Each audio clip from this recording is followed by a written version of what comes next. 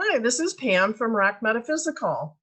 It's an online magazine that has writers from all over the world, and we have quite a few here in my hometown where the magazine is Rochester, New York.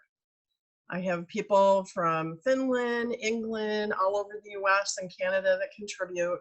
And what I find so interesting and kind of heartwarming is that all the writers volunteer their writings for free. So I think that says a lot about the people and the information that they're offering. The magazine is online only. It's ROCmetaphysical.com. It also has advertising and a calendar.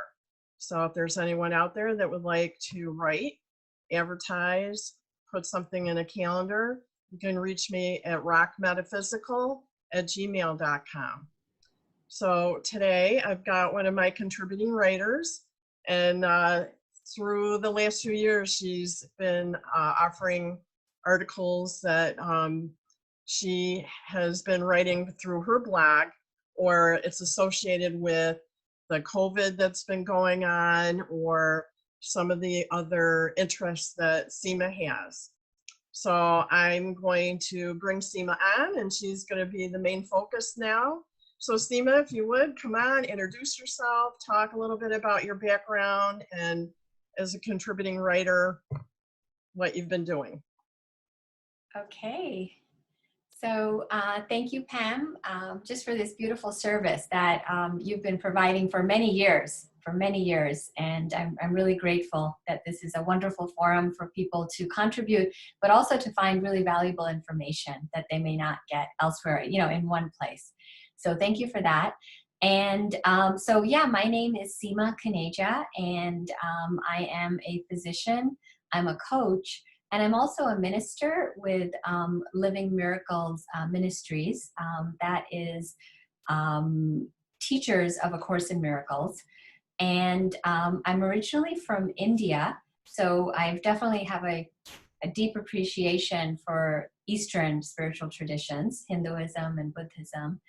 And basically, I wanted to just talk about healing, and that is really my purpose, is to help others heal, to help myself heal, for us to heal together.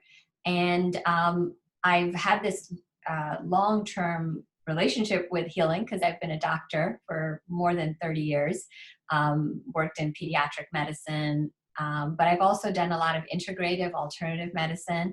And then I've gone deeper with mind-body medicine. And then when I finally came to the Course in Miracles, I really felt like this whole thing expand for me of what healing is and what the possibilities are, what my role is as a healer, what my purpose is, how healing is facilitated, and on and on. And I feel like I'm a student of that, and I'm always learning. And the best way to learn is to teach. So you teach what you would learn because you learn it better that way.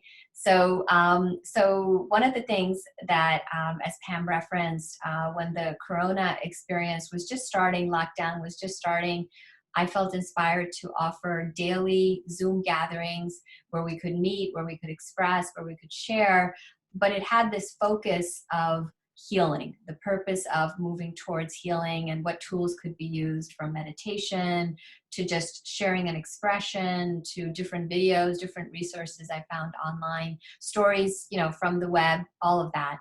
So those 21 days are on my website, coachingforinnerpeace.com. And if you just type coronavirus or corona healing circles, you'll find all of them. And there's the blog, which is the written portion, but all of the meditations and the gatherings themselves are there for you to listen to.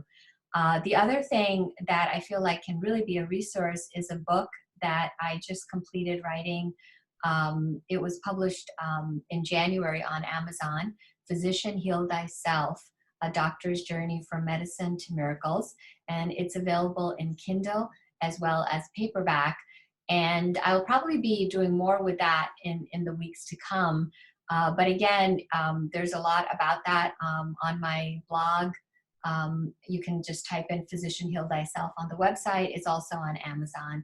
And I think it's a great resource because it integrates these seemingly elements of healing that can seem difficult to bring together, when we are facing something that's chronic of nature. So how does the spiritual come in? What about the body? What about the mind? What about emotions? What about the pathway of working with a doctor or an alternative practitioner? Like, how does it all come together? And I basically bring in my background as a doctor, also my background in spiritual traditions, including the Course in Miracles, but also Buddhism and Hinduism, science, what does quantum physics, placebo, the stress response, how does that all come together to elucidate the power of the mind and our power of choice. We do not have a choice seemingly when we are experiencing something, it's already happened, but we do have the power of choice of how we see it and what purpose we give it. And that is always available to us. And that's really where our power lies. And how can we use the mind in that direction? So the book interweaves my background in science and medicine and spirituality with many anecdotes of healing from my personal life, from medical literature, from family, and also gives you sort of a roadmap. And the book talks about coaching for inner peace. So what is coaching for inner peace? So healing, the Course in Miracles teach us, or health, is inner peace. And that state of inner peace is a state of openness, a state of acceptance, a state of allowance, a state of not knowing. I don't know, but I allow, I accept. It's also the miracle-mindedness, a state of being open to receive miracles, but knowing you can't push them, pull them, make them happen, you're not in charge. I kind of say it's like being a gardener and you plant the seeds, but you're not really in charge of like when and how things are gonna grow, you know? So, but you have that responsibility of watering the seeds and weeding what is not helpful. So I feel like we are caretakers of our mind, and our mind, in a sense, is expansive. It really contains the experience of the body. So it's much bigger. It contains all of our experiences. And when the mind is aligned towards the purpose of forgiveness, of releasing what's not helpful, of seeing things differently, then miracles are possible. So that's really what I aspire to do. I do one-on-one sessions also. I do coaching as well. And I work from adolescents to adults, along with couples as well. And the other thing that I've been very drawn to are the teachings of Mary Magdalene. That's just really been pulling at my heart for the last 6 to 9 months. So I've written many blogs on her, and those again are all on my website. Recently I held a 3-day, my first retreat with Mary Magdalene, and that was really amazing. And I've been sharing about that as well. I'm also feeling inspired to do these, like what I call are these 7-day challenges. So I did something where a 7-day looking deeper at our relationship with anger. And so every day people would get an email, and then on the 7th day we gathered and we just shared our experiences. So tomorrow I'm going to launch something, I'm calling it the 7-day detox from guilt and shame. So these are the topics that, you know, in spirituality, sometimes we have these ideas of ourselves, we're spiritual, we shouldn't talk about that, we shouldn't go there, we should be positive, we should always be uplifting and smiling and all that. But in my experience, we have to face the darkness and move through the darkness, work with our shadow and integrate from it, allow it to be brought to the light, and then into healing. So shame and guilt and unworthiness are in our psyche, and they can manifest and show up in many different ways, in financial issues and health issues and relationship issues. And we might be staying like on the tip of the iceberg and trying and not really feeling peace and not really feeling an opening. But if we can have the courage to go deeper, then we can really unearth, you know, what's going on. And the thing is, it takes courage, it takes willingness, but it also takes a joining and others to be with you, because it's hard to do this work alone. So I find when I get inspired, like something is coming up for me, then I'm like, okay, I want to do this. And wouldn't it be wonderful to do it with others as well? So that's what prompted me. I wanted to look at that. And, you know, Mary Magdalene, you know, she's been called many things. You know, people have called her a prostitute and people have called her all these things. And I would figure, well, she knows a lot about shame and guilt and all of that. So if she's going to be someone, she'd be someone that can help us. And I don't want to go into the story too much. I don't think it really matters. I mean, if that was the case, more power because, you know, look at all the healing that she was able to share and continues to share, because I feel like she, along like with the Buddha and Jesus, they're like the bodhisattvas that are around and continuing to just extend their hand and say, you're not alone.